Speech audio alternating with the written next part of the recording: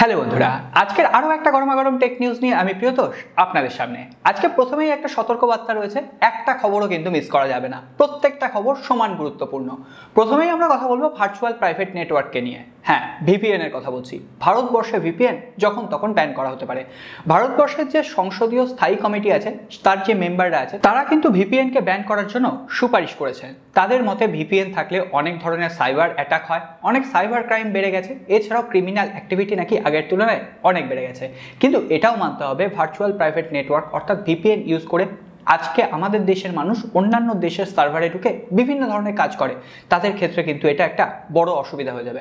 যারা হয়তো আমেরিকার কোনো কোম্পানির সঙ্গে যোগাযোগ রাখেন, বিভিন্ন প্রাইভেট ফার্ম রয়েছে এমন, তাদের ক্ষেত্রে কোম্পানির কাজ চলে যাওয়ার একটা সম্ভাবনা তৈরি হবে।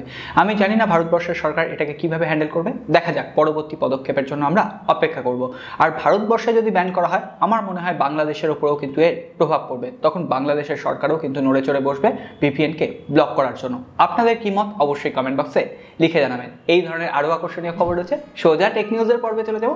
ভিডিও ভালো লাগলে একটা ছোট্ট রিকোয়েস্ট আছে, লাইক করে ভিডিওটা শুরু করুন। আর নতুন বন্ধু হলে সাবস্ক্রাইব করে বেল আইকনটা অবশ্যই প্রেস করে রাখবেন। আসুন শুরু করি। আজকে আমরা প্রথমেই কথা বলবো কিন্তু স্যামসাংকে নিয়ে।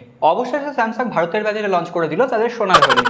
না, ইয়ারটি মারছি, তারা লঞ্চ করে দিয়েছে স্যামসাং গ্যালাক্সি A52s এবং এই ফোনটার দাম রাখা হয়েছে 6GB 128GB 35,999, 8GB 128GB 37,499। যদিও কয়েকদিন আগে থেকেই এই ফোনটার অ্যামাজনের সেল শুরু হয়ে গেছে একই প্রাইস পয়েন্টে। এই ফোনটার স্পেসিফিকেশন আপনাদের সকলেরই জানা আছে। এই ফোনটাকে আমি অলরেডি বলে দিয়েছি ওভার প্রাইসড, এবং এই ফোনটা কেনার কিন্তু কোনো রকম যুক্তি নেই। তার উপরে আই বাটনে একটা ভিডিও আছে, অবশ্যই আপনারা ভিডিওটা দেখে আপনাদের ফিডব্যাক কমেন্ট বক্সে শেয়ার করে দেবেন। স্যামসাং তো অলরেডি স্যামসাং গ্যালাক্সি A52s এই ফোনটাকে দিয়ে আমাদের মন ভেঙে দিয়েছে, তবুও স্যামসাং এর উপর একটা ক্ষীণ আশা আছে। যদি স্যামসাং গ্যালাক্সি S21 ফ্যান এডিশনটা কিছুটা কম দামে স্যামসাং লঞ্চ করতে পারে। আজকে এই ফোনটার বেশ কিছু ইম্পর্টেন্ট স্পেসিফিকেশন সামনে চলে এসেছে। বলা হচ্ছে এই ফোনটাতে ওয়্যারলেস চার্জিং সিস্টেম থাকবে এবং সঙ্গে সঙ্গে রিভার্স ওয়্যারলেস চার্জিং সিস্টেমও অ্যাভেলেবেল থাকবে। IP68 ওয়াটার এবং ডাস্ট রেসিস্ট্যান্ট থাকবে। এছাড়াও ট্রিপল রিয়ার ক্যামেরা, তার সঙ্গে আল্ট্রা ওয়াইড অ্যাঙ্গেল লেন্স অবশ্যই থাকছে। এছাড়াও এখানে কোনো রকম 3.5mm হেডফোন জ্যাক থাকবে না, বক্সে কোনো রকম চার্জার থাকবে না। তো দেখা যাক, এখনো পর্যন্ত যেটুকু জল্পনা রয়েছে ভারতবর্ষের বাজারে 50 থেকে 55 হাজার রুপির মধ্যে লঞ্চ করার কথা রয়েছে। তাহলে অবশ্যই বলবো ভালো ডিভাইস। কিন্তু আরও একটা জিনিস মাথায় রাখতে হবে, ভারতবর্ষ এবং বাংলাদেশে কিন্তু এর এক্সিনস ভ্যারিয়েন্টটা যাবে, এর কোয়ালকম ভ্যারিয়েন্টটা কিন্তু শুধুমাত্র ইউরোপের বাজারে লঞ্চ করানো হবে। তো দেখা যাক, স্যামসাংয়ের এই স্টেপগুলোই আমার কিন্তু অপছন্দের। সকল স্মার্টফোন কোম্পানি যখন বাজেটে 5G ডিভাইস লঞ্চ করার দিকে এগোচ্ছে, তখন স্যামসাং কি পিছিয়ে যাবে? একদম নয়। স্যামসাংও তাদের বাজেট ক্যাটাগরিতে একটা 5G ডিভাইস লঞ্চ করার কথা ভাবছে এবং তার মডেল নাম্বার হচ্ছে স্যামসাং গ্যালাক্সি A30। যদিও এখনো পর্যন্ত এই ফোনটার স্পেসিফিকেশন কিছু জানা যায়নি, তবে এটুকু জানা গেছে এখানে মিডিয়াটেকের ডায়মেনসিটি 700 সিরিজের প্রসেসর থাকবে।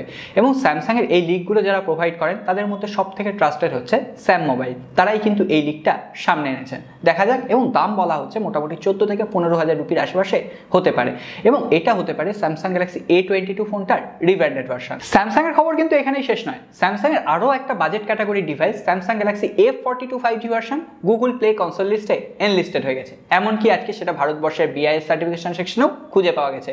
অর্থাৎ Samsung Galaxy A42 5G version এই মাসের শেষের দিকে ভারতের বাজারে লঞ্চ করতে চলেছে। এবং এখানেও শোনা যাচ্ছে ওই মিডিয়াটেকের ডায়মেনসিটি 700 সিরিজের প্রসেসর থাকবে এবং 15,000 রুপির নিচে লঞ্চ হবে। বাংলাদেশে গেলে আপনারা ধরে রাখতে পারেন 20 থেকে 22,000 টাকার আশেপাশে লঞ্চ করানো হবে। F সিরিজ মানে এখানে হ্যাঁ, কোয়ালিটিতে বেশ কিছু কম্প্রোমাইজ আপনাকে করতে হবে, তবে হ্যাঁ, দামটা বেশ কিছুটা কম থাকে। এরপর আমরা কথা বলবো ইনফিনিক্সকে নিয়ে। আমি ইদানিং ইনফিনিক্স যে কাজ করছে তাতে সত্যি ইমপ্রেসড। ইনফিনিক্স সত্যিই ভালো কাজ করছে। আজকে ইনফিনিক্সের আরও একটা নতুন ফোন এনলিস্টেড হয়েছে, ইনফিনিক্স Zero X। অলরেডি যে Zero X নিও ফোনটা ছিল, যেখানে পেছনে ব্যাক প্যানেলে কালার চেঞ্জ হচ্ছিল, 160 ওয়াটের ফাস্ট চার্জার ছিল, ওয়্যারলেস চার্জিং ছিল, সেই ফোনটা তো অলরেডি ভারতবর্ষের BIS সার্টিফিকেশন সেকশনে দেখা গেছে। এই ফোনটাও কিন্তু আজকে এনলিস্টেড হয়েছে এবং এই ফোনটার বেশ কিছু স্পেসিফিকেশনও সামনে চলে এসেছে। বলা হচ্ছে মিডিয়াটেকের হিলিও G96 প্রসেসর থাকবে, অ্যামোলেড ডিসপ্লে, 120 হার্টজের রিফ্রেশ রেট, 5000 মিলিঅ্যাম্পিয়ারের ব্যাটারি এবং 48 মেগাপিক্সেলের ট্রিপল রিয়ার ক্যামেরা থাকবে। তবে হ্যাঁ, এখানে 18 ওয়াটের ফাস্ট চার্জার অ্যাভেলেবেল থাকবে। আমি জানি না, এটা যদি বাড়িয়ে একটু 30 ওয়াট করা যেত অবশ্যই ভালো হতো। তবে ডিজাইনটা অবশ্যই মন কেড়েছে।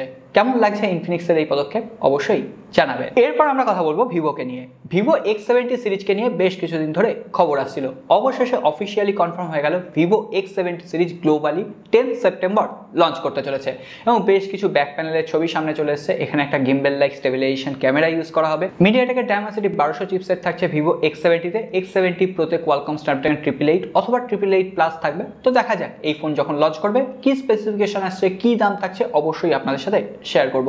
ভারতের বাজারেও হয়তো এই মাসের শেষের দিকে লঞ্চ করে যাবে। এরপর আমরা কথা বলবো রিয়েলমিকে নিয়ে।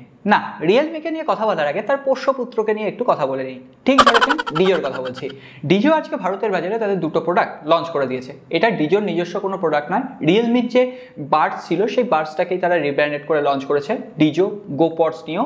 এছাড়াও রিয়েলমির যে বাডস এয়ার 2টা লঞ্চ করেছে সেটার নাম দিয়েছে বাডস Q2 এবং দামটাও কিন্তু খুব একটা অ্যাগ্রেসিভ রাখা হয়নি। একটার দাম 2499, একটার দাম 3299। মোটামুটি এইগুলোকে নিয়ে বেশি কথা বলার প্রয়োজন নেই। তবে হ্যাঁ, রিয়েলমির যে ডিভাইসগুলোকে নিয়ে সব থেকে বেশি এখন হাইপ তৈরি হয়েছে Realme 9 series, Realme Narzo 50 series. আজকের লেটেস্ট রিপোর্ট বলছে রিয়েলমির অপেক্ষারত যে সমস্ত ফোনগুলো রয়েছে Realme 9 series, Realme 8S, 8i, এই সমস্ত ফোনগুলো অক্টোবর মাস শেষ হওয়ার আগেই নাকি লঞ্চ করে যাবে। আমি জানি না এই মাসে হয়তো দুটো ফোন লঞ্চ করবে, আবার অক্টোবর মাসে গিয়ে হয়তো দুটো ফোন লঞ্চ করবে। তো দেখা যাক, রিয়েলমির এই সমস্ত ফোনের জন্য অপেক্ষা রয়েছে। এখনো পর্যন্ত যেটুকু খবর রয়েছে রিয়েলমি 9 সিরিজের যে সমস্ত ফোনগুলো লঞ্চ করবে, যেমন রিয়েলমি 9, রিয়েলমি 9 প্রো, এই সমস্ত ফোনগুলো নাকি খুবই অ্যাগ্রেসিভ প্রাইস পয়েন্ট এবং অ্যাগ্রেসিভ স্পেসিফিকেশন থাকবে। যেমন রিয়েলমি 9 প্রো খুব সম্ভবত কোয়ালকম স্ন্যাপড্রাগন 778G প্রসেসর থাকবে, 5G হবে।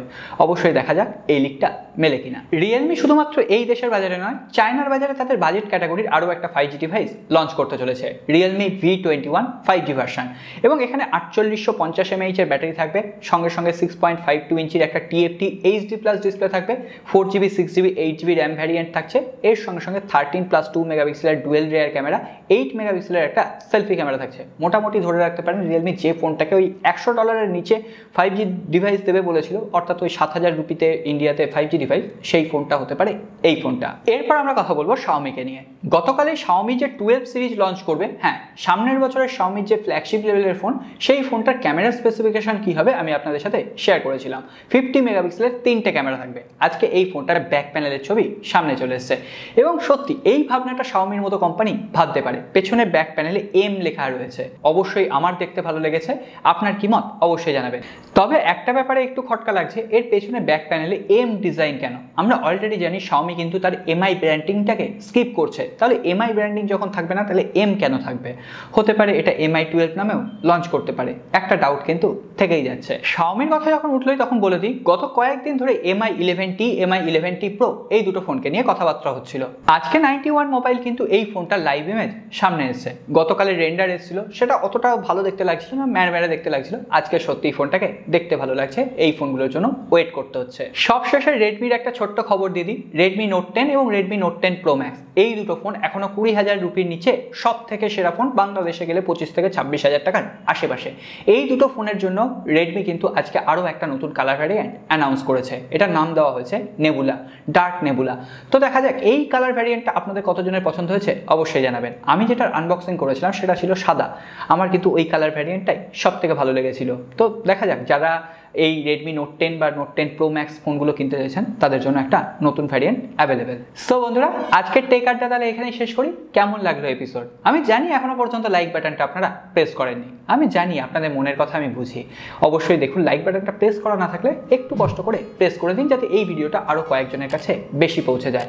আপনারা অনেকেই বলছেন আমরা যে কন্টেন্ট তৈরি করছি তাতে আরও বেশি সাবস্ক্রাইবার ডিজার্ভ করা ছিল, কিন্তু না, আমাদের সাবস্ক্রাইবার চাই না, আমাদের ফ্যামিলি মেম্বার চাই। আমরা যাতে এই ফ্যামিলিটাকে যৌথভাবে একদম ঐক্যবদ্ধভাবে এগিয়ে নিয়ে যেতে পারি।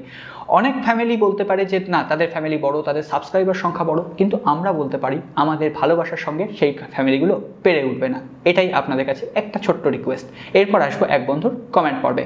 গতকালের পর্বে কমেন্ট করেছেন এক বন্ধু, মাইমা ধর, তোমার ভিডিও প্রায় রোজই দেখা হয়, ভালো লাগে, ব্যাস এগিয়ে যাও আরও, তোমার জন্য রইল লাভ।